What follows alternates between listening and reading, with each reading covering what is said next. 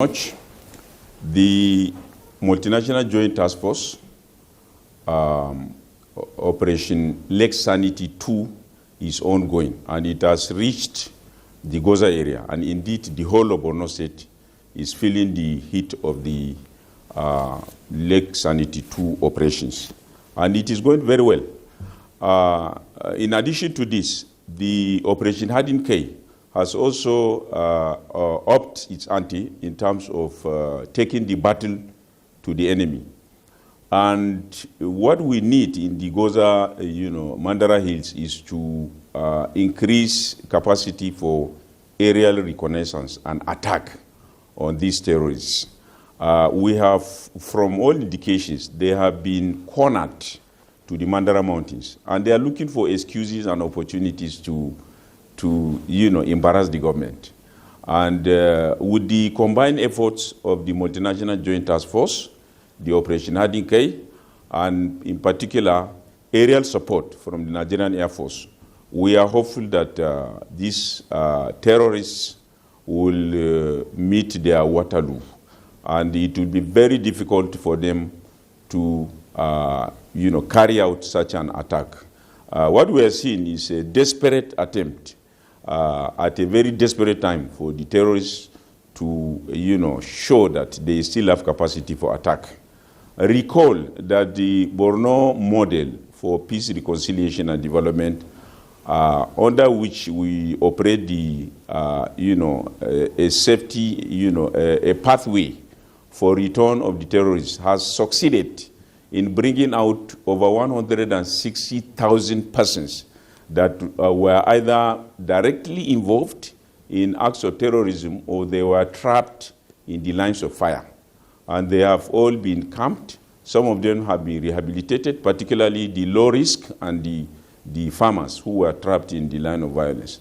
This has kind of infuriated the insurgents, and it appears they are carrying out this attack. And from all indications, we are hopeful that this kind of event will not repeat itself again, because the civilian JTF and the armed forces and security agencies will be on the lookout. They will change their tactics. This thing happened because of matters that we did not foresee. That the terrorists that we say are degraded are now developing capacity for sporadic attack. This is a sporadic attack. We did not see it coming, and inshallah it will not repeat itself again. Borno State government will continue to support the armed forces, the civilian JTF, and all our security agencies in order to make sure that this kind of the event does not happen, not only in Goza, but throughout Borno State, inshallah. The Borno State Security Council sits every month in order to assess the security situation. As I said earlier, attacks have reduced. The Boko Haram insurgents have been returning in large numbers. And what we are seeing is just the few diehards that are holding on to terrorism. And we continue to, present the olive branch to them. If they are willing to surrender unconditionally, the door is open for them. But if they are not willing to surrender unconditionally, no matter what they will do, our security agencies will face them, and they will deal with them decisively. As for the people of Goza, and indeed the people of Borno State, we are resilient people. We will not give in to terrorism. We will not give in to any form of intimidation, and we will continue to live our lives no matter what. And we will make sure we will give all our support to the armed forces in order to ensure that the kinetic operation goes on, while also giving room for the non-kinetic operation to carry on. The armed forces Operation Safe Corridor is on if they want to surrender, and the Borno model for peace, reconciliation, and development is also open if these terrorists are willing to return back.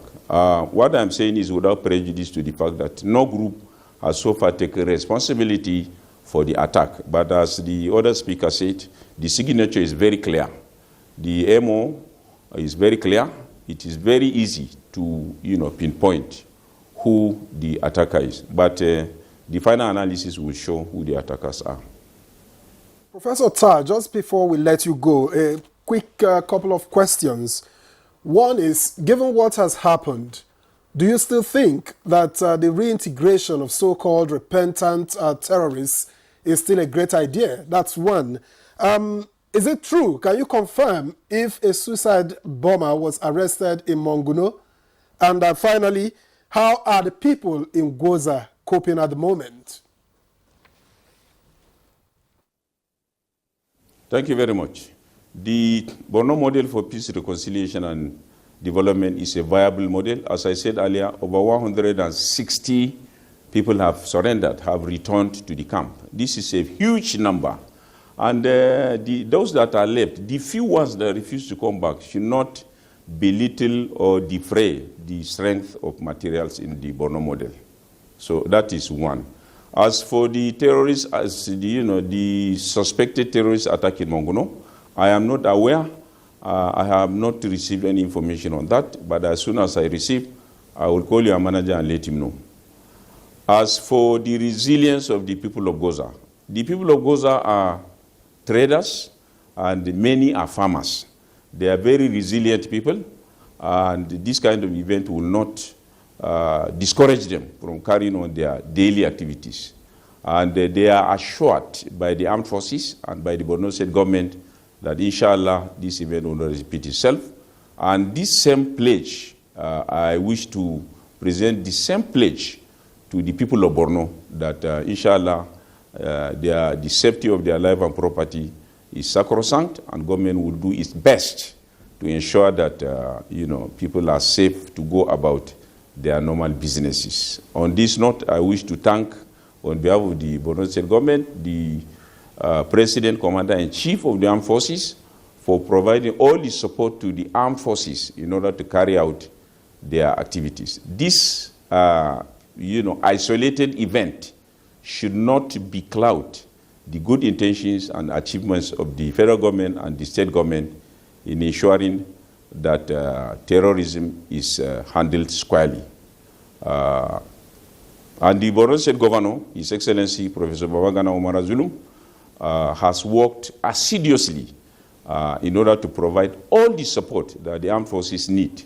And also, the idea of the Borno model is his idea. He called the people in August 2021 in order to come up with the idea of opening a space for the terrorists to surrender unconditionally. For this bold attempt and effort, we commend His Excellency the Governor of Borno State.